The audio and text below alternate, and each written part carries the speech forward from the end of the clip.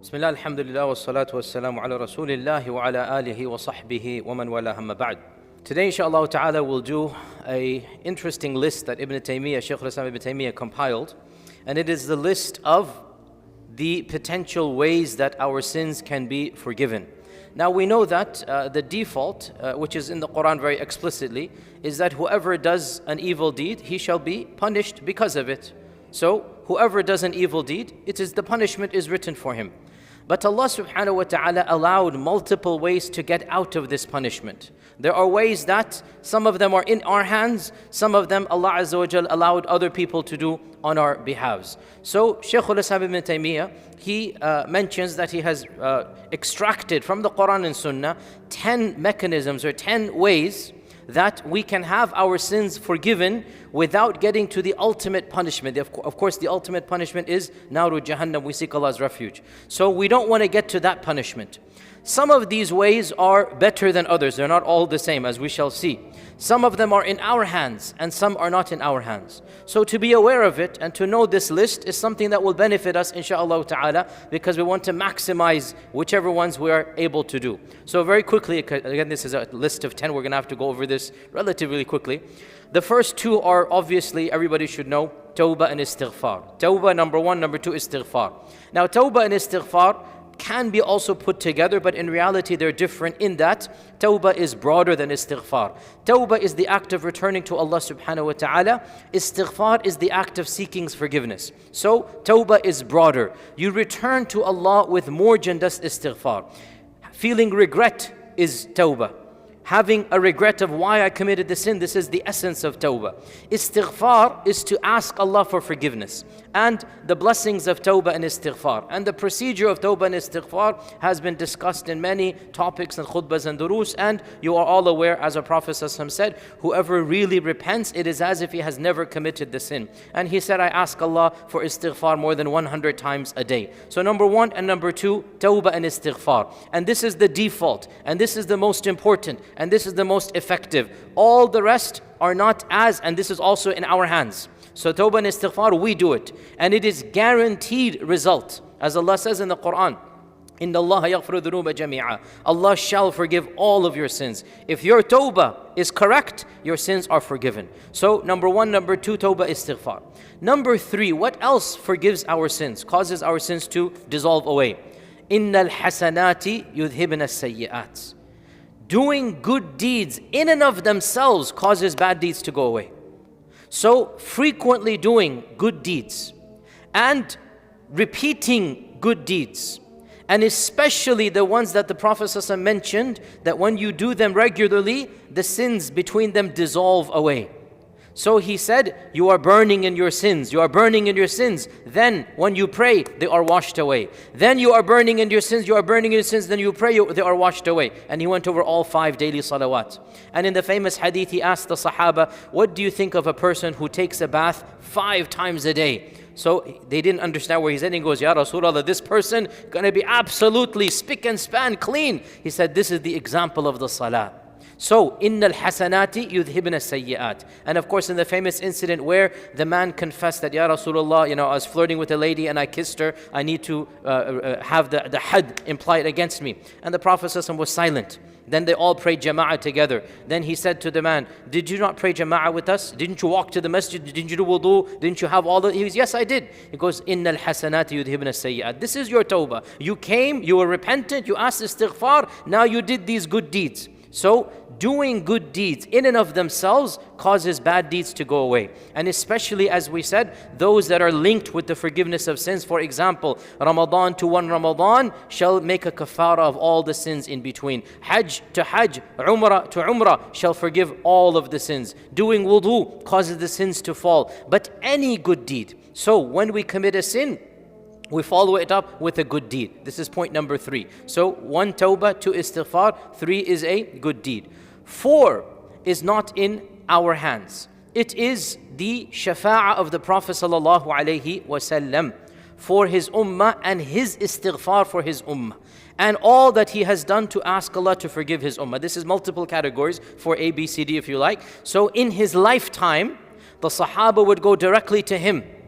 وَلَوْ أَنَّهُمْ إِذْ ظَلَمُوا أَنفُسَهُمْ جَاءُوكَ فَاسْتَغْفَرُوا اللَّهَ وَاسْتَغْفَرَ لَهُمُ الرَّسُولُ لَوَجَدُوا اللَّهَ تَوَّابًا رَحِيمًا. That was a blessing they had. The Sahaba had a blessing we do not have. Many blessings. And of those blessings, they could immediately go and say, Ya Rasulullah, I made a mistake. Ask Allah to forgive me. We do not have that blessing. We cannot go to Him. However, our Prophet ﷺ said, hadith is authentic in Abu Dawud and others, your deeds are presented to me on Monday and on Thursday. And if I find good, I thank Allah for my ummah. If I find other than this, I ask Allah's istighfar. And it is authentically narrated that in tahajjud, he would ask Allah to forgive the sins of his ummah. And we know for a fact that every prophet is given one special dua that is answered. And every prophet used it for himself, for some good thing that he wanted. And our Prophet ﷺ, he kept it until the day of judgment. And he's going to use it for his ummah as the shafa'ah. So the shafa'ah of the Prophet ﷺ, this is category number what, guys? You guys following?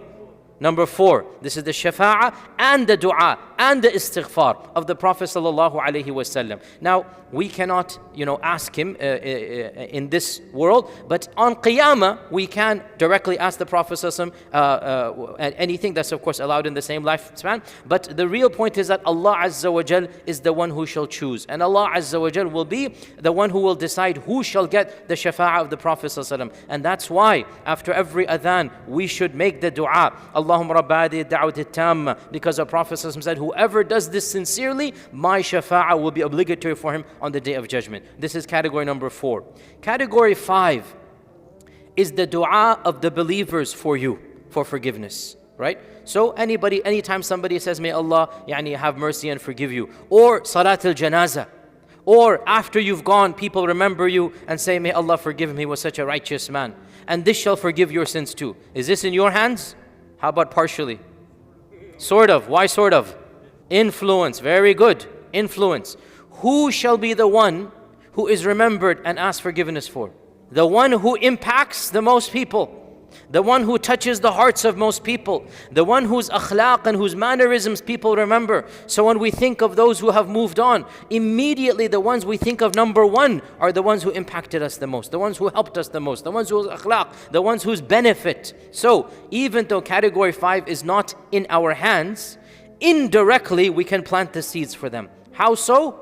By doing good deeds, being generous, good deeds to other people, being generous, being kind, being compassionate, asking about other people, so that we leave the largest legacy, so that the maximum number of people make istighfar for us. And our Prophet ﷺ said, of the du'as that Allah subhanahu wa ta'ala does not reject is the du'a of the brother, for his brother meaning Muslim brother, for his Muslim brother when he doesn't know about it. Right? Somebody does not know and you raise your hands and you say, Ya Allah, brother Ahmed was so good to me. He gave me the loan. I needed that loan. Ya Allah, bless him with more. Ya Allah, forgive his sins. You make that dua from your heart. Allah Azza wa Jal shall accept it. And this is, by the way, a neglected sunnah. We talked about this many times. What do you lose, dear brothers, by making dua for others? And you know the angel will say, may you get the same. What do you lose by making dua for people? How stingy can we be that we don't even make dua for people, knowing that we will get exactly what we ask for others? Also, the dua of the janazah, the salatul janazah. Our Prophet ﷺ said, never do 3 rows of people ask for somebody's janazah maghfirah except that Allah forgives them. So 3 rows means a lot of people come. Why would a lot of people come to your janazah? Why would they come? When you have impacted them once again. So the more the people that come to the janazah, the more the chances are that again the sins are forgiven. This is category what, guys? You guys following? 5? Okay. Number 6. Following the dua of the believers. Number 6 is after you've gone, the gifting of the good deeds of the believers to you. This is different than dua. Gifting of the good deed, which is much more rare. Who's going to gift you a Hajj and Umrah? Who's going to gift you $1,000 after you've gone? That's very rare. And that's going to be the smallest group of people whom you genuinely impacted, right? Or again, benefited in some way or other. So when you gift somebody a good deed, and they are gone now, they're khalas, they're in the barzakh. In this dunya, you gift them a good deed. This will cause their ranks to rise up and their sins to be forgiven. This is akin to, equivalent to when you did a good deed in your life, it expunges your sins. When somebody does a good deed on your behalf after you've gone, this too shall cause your sins to be forgiven. But once again, who's going to gift you good deeds? What group of people is going to do it? Unless it's your own son or daughter, and even if they are righteous and whatnot and you've raised them in that way, who is going to spend so much money and say, Ya Rab, this reward I want for my father, for so and so. And this is again the reality of impacting people, that who is going to do something like that? And by the way, I know for a fact some of my own teachers told me this, that they would do Hajj and Umrah on behalf of some of the great ulama of the past of Islam, because they said we benefited so much from their writings that the least we can do is to do Hajj and Umrah on behalf of Imam al-Nawawi, on behalf of Ibn Hazm, on behalf of whatnot, that they would literally do an Umrah on behalf of a scholar 1,000 years ago, because they said, I owe so much to this person. This is the impact, this is the benefit that people leave. So this is number what now? 6 or 7? 6. This is 6. This is 6 now. Now, the last 3 are not in our hands, but we can try. Right? The Prophet Shafa'ah, we can try with what we do after adhan, the people's dua and the people's gifting. Now, the next 3 are not ones we want, but it's better than the alternative, which is adhab of Jahannam. The next 3 ways to forgive our sins, we don't want them. We don't aim for them. But if they come, then we console ourselves that, okay, this is better than the alternative, which is adhabu Jahannam. And they are all of them the pains and sufferings that we get at 3 different stages of our existence. Okay? So 7, 8, 9 are 3 different stages of our existence. 7 is in this dunya. Any pain, any suffering, any trauma. I just gave the khutbah on Friday about anxiety and grief. Listen to that again. That our Prophet ﷺ said, never does any anxiety or grief or worry or stress or pain afflict a believer, except that because of it, what did he say? His sins are forgiven. Even the thorn that pricks you, because of it, sins are forgiven. So, category 7 is the pain and suffering. And pain doesn't just mean physical pain. It also means psychological pain, and sometimes psychological pain is much worse than physical pain. Sometimes anxiety and grief and stress, you would rather get a hammer in your hand than to feel what you're feeling in the heart because of something going on. So pain, grief, stress, internal and external, forgives the sins, but with one condition. We have ihtisab, we expect Allah to forgive our sins. We're connected with Allah, we realize, understand that this is happening because of a reason. Maybe we don't understand the reason, but we trust Allah. This is number 7. Number 8 is, and by the way, this from your birth, basically from your baligh until the pangs of death, this is category 7. Until sakarat al-maut. Everything that happens, even the sakaratul maut, the very end of life, the pain and suffering that one feels is also a kafara for this dunya. So, even though we don't want the strong sakarat, we don't want the pangs, when you find somebody like this, give him glad tidings. Sympathize with him. Say, inshallah, this pain, this suffering, it is meant to forgive all of the things you've done, so you shall leave this world absolutely scot-free. That's number 7. Number 8, right after the angel of death comes, it begins. And that is the qabr, barzakh, munkar, nakir, fitnatul qabr, adhabul qabr. And we definitely don't want that. We definitely do not want that. But there will be people who deserve punishment, but Allah in His mercy will punish them only in the qabr and not in the akhirah, not in Jahannam. We don't want. Number 7 is a part of life, we're going to get it. We want to minimize. Number 8, we don't want any of it. But it is better than the alternative.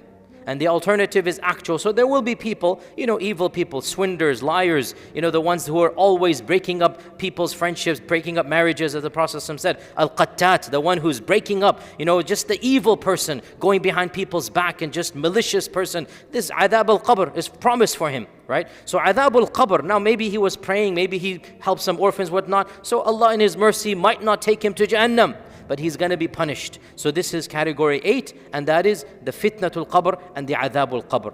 Category 9 is even more terrifying than category 8, and that is on the day of judgment. We don't want any major problems on the day of judgment. There will be people who will suffer on the day of judgment, the stress, and maybe even other issues of being denied water, we seek Allah's refuge from that, or being denied shade, or other things. There will even be people, as I went over in the class I did on the Day of Judgment, whose decree will be Jahannam, and they're dragged to Jahannam only to be saved at the last minute.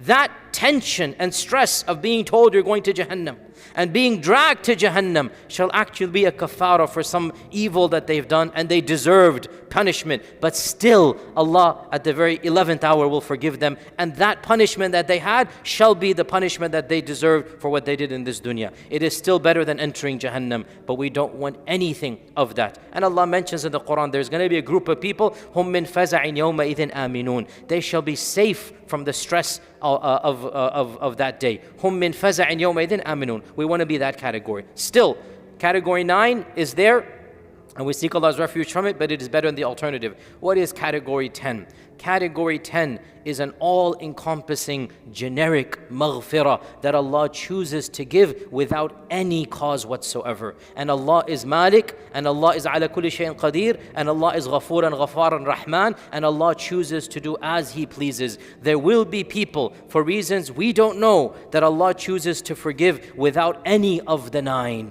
And this is Allah Azza wa Jal ala kulli shayin qadir, and this is not doing dhulm to anybody. He knows what we do not know. As Allah says in the Quran, in ya'lam Allah fi qulubikum khayra. If Allah knows there's something good in your heart, He shall give you better than what has been taken away. There are people, as the hadith says, lam ya'malu khayran qat. They never did a good deed in their lives, but eventually Allah Azza wa Jal shall forgive them despite the fact they didn't have any of the 9. That's not something we can bank on. That's not something we aim for, that we skip over all of the 9. Still, we should realize that Allah is Ghafoor and Rahman, and if Allah wants to, and there shall be people who haven't deserved any of these, and yet still for reasons Allah knows, He shall forgive them. That is category 10. I hope you've memorized. Inshallah, next Sunday I'll give you a quiz. Although we should memorize this. If you haven't memorized it, then inshallah listen to the lecture. It's a very simple categorization, and it's useful to know. May Allah subhanahu wa ta'ala forgive all of our sins in this dunya. May Allah subhanahu wa ta'ala allow us to be those who when they leave this world, they are not punished in the grave. They don't have the fitnatul qabr, adabul qabr. May Allah Azza wa Jal grant us security on the day of judgment and cause us to enter Jannah bighayri hisab. Wa jazakumullahu khair. Assalamu alaikum wa rahmatullahi wa barakatuh.